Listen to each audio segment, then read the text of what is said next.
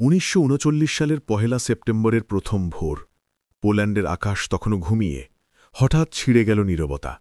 German স্তুকা বোমারুদের Jericho trumpet শব্দে কেঁপে উঠল পুরো দেশ। প্যানজার ট্যাঙ্কের সুরিকা চেনের আওয়াজ মিশে গেল মানুষের চিৎকারে। মাত্র ২৮ দিন। তারপর পোল্যান্ড আর রইল না। এই ছিল দ্বিতীয় বিশ্বযুদ্ধের প্রথম গর্জন। যে যুদ্ধে মারা গেল ৮ কোটি মানুষ। যে যুদ্ধে পুড়ে ছাই হল শহরের পর শহর। যে যুদ্ধ পৃথিবীকে চিরকালের জন্য দুভাগ করে দিল। কিন্তু এই আগুন জ্বলে উঠল কিভাবে?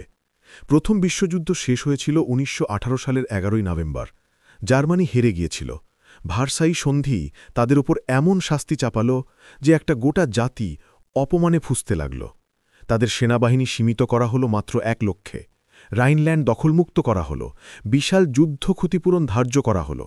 ১৯২৩ সালে হাইপার ইনফ্লেশনে একটা রুটি কিনতে লাগত ঝুড়ি ঝুড়ির নোট। মায়েরা কয়লার অভাবে নোট পোড়াতে শুরু করল। এই অপমান আর দারিদ্র্যের মাটিতেই বীজ বুনল একজন মানুষ, নাম অ্যাডলফ হিটলার, একজন ব্যর্থ চিত্রশিল্পী। প্রথম যুদ্ধে কর্পোরাল। ১৯২৩ সালে মিউনিখে বিয়ার হল পুচ, ব্যর্থ। জেলে গিয়ে লিখল মাইন ক্যাম্প। তারপর ১৯৩৩ সালের ৩০ জানুয়ারি সে জার্মানির চ্যান্সেলর। তার প্রথম কাজ সেনাবাহিনী গোপনে বাড়াতে শুরু। তারপর রাইনল্যান্ডে সেনা পাঠাল, কেউ বাধা দিল না। তারপর অস্ট্রিয়া গিলে নিল, আনশলুস। তারপর চেকোস্লোভাকিয়ার সুডেটেনল্যান্ড। ব্রিটেনের চেম্বারলেন ফিরে এসে বললেন, পিস ফর আওয়ার টাইম। কিন্তু শান্তি এলো না। ১৯৩৯ সালের ২৩ আগস্ট হিটলার আর স্তালিন গোপনে হাত মেলাল। মলোটোভ রিবেনট্রপ প্যাক্ট, পোল্যান্ডকে ভাগ করে নেওয়ার চুক্তি। আর ঠিক ৯ দিন পরে ১ সেপ্টেম্বর বিশ্বের সবচেয়ে ভয়ঙ্কর যুদ্ধ শুরু হল। ১৯৪০ সালের মে ফ্রান্স ভেবেছিল তাদের ম্যাজিনো লাইন অজেয়, কিন্তু জার্মান প্যানজাররা আর্ডেন্সের জঙ্গল দিয়ে ঢুকে পড়ল। ৬ সপ্তাহ, ফ্রান্স পতন। প্যারিসে নাৎসি পতাকা। ডানকার্কে ৩ লক্ষের বেশি ব্রিটিশ ফরাসি সৈনিক সমুদ্রের ধারে আটকে। হিটলার অদ্ভুতভাবে থামার আদেশ দিল। ফলে অপারেশন ডায়নামো। ছোট বড় নৌকা, ফিশিং বোট, ইয়ট সব মিলিয়ে ইংলিশ চ্যানেল পেরিয়ে ৩,৩৮,০০০ সৈন্য ফিরিয়ে আনা হল। চার্চিল বললেন, we shall fight on the bitches, we shall never surrender. তারপর এলো ব্রিটেনের আকাশযুদ্ধ, ব্যাটেল অফ ব্রিটেন। গোরিংয়ের লুফটওয়াফে দিনরাত বোমা ফেলল লন্ডনে, কিন্তু রাডার আর স্পিডফায়ারের কাছে হার মানল। হিটলার ব্রিটেন আক্রমণের পরিকল্পনা অপারেশন সি লায়ন বাতিল করল। প্রথমবারের মতো সে হারল। এইদিকে পূর্বে স্তালিনের সঙ্গে চুক্তি ভেঙে ১৯৪১ সালের ২২ জুন ভোরে হিটলার শুরু করল ইতিহাসের সবচেয়ে বড় স্থল আক্রমণ, অপারেশন বারবারোসা।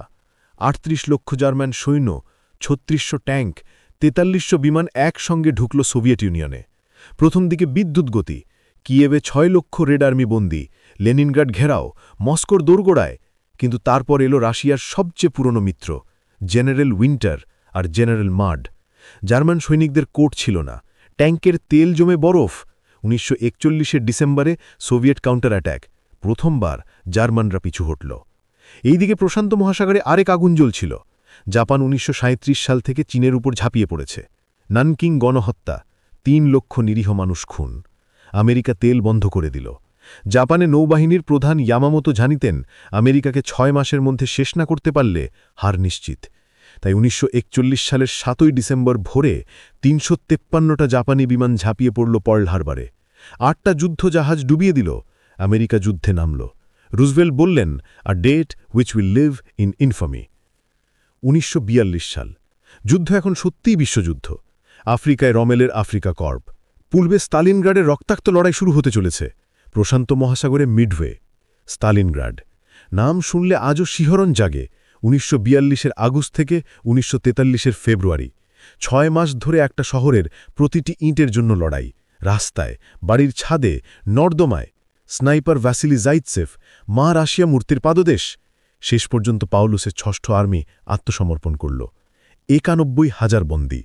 এরপর থেকে জার্মানরা আর কখনও আগের মতো আক্রমণ করতে পারেনি। একই সময় প্রশান্ত মহাসাগরে মিডওয়ে যুদ্ধ।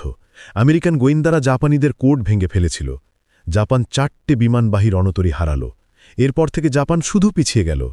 ১৯৪৩ সালের জুলাই সিসিলি আক্রমণ। মুসোলিনি ক্ষমতাচ্যুত। ইতালি আত্মসমর্পণ করল, কিন্তু হিটলার ইতালির উত্তর দখল করে রাখল। 1944 সালে 6 জুন ইতিহাসের সবচেয়ে বড় উভচর আক্রমণ ডি-ডে, নরমান্ডি, 5টা সমুদ্র সৈকত Omaha, Utah, Gold, Juno, Sword. প্রথম দিনেই 10,000-এর বেশি মিত্র সৈনিক মারা গেল, কিন্তু তারা টিকে গেল, প্যারিস মুক্ত হল। এদিকে পূর্ব ফ্রন্টে সোভিয়েটরা বাগলোটিয়ন অপারেশন শুরু করল। বেলারুস থেকে জার্মান আর্মি গ্রুপ সেন্টার প্রায় ধ্বংস। লাল ফৌজ এগিয়ে চলল বার্লিনের দিকে। 1944 সালের ডিসেম্বর হিটলারের শেষ দুঃসাহস আর্ডেন্স আক্রমণ, ব্যাটেল অফ দ্য বুলস। কিন্তু আর পারল না। এই সময়ই শুরু হল মানব ইতিহাসের সবচেয়ে কালো অধ্যায়ের পর্দা ওঠা। আউশভিচ, ট্রেবলিঙ্কা, সোবিবর, ডাকহাউ, বেলজ্যাক, 6 মিলিয়ন ইহুদি আর লক্ষ লক্ষ রোমা সমগামী বন্দী, সবাইকে গ্যাস চেম্বারে। আরবাইট মার্কড ফ্রাই লেখা গেটের উপরে ছিল শুধু মৃত্যু।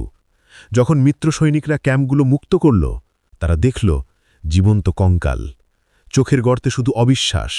1945 সালের জানুয়ারি লাল ফৌজ আউশভিচ মুক্ত করল। এপ্রিলে বার্লিন ঘেরাও করল। হিটলার তার বাংকারে 30 এপ্রিল সে আত্মহত্যা করল ইভা ব্রাউনের সঙ্গে। তাদের লাশ পেট্রোল ঢেলে পোড়ানো হল। 7 মে জার্মানি আত্মসমর্পণ করল। 8 মে ভিক্টরি ইন ইউরোপ ডে। কিন্তু যুদ্ধ এখনও শেষ হয়নি। জাপান তখনও লড়ছে।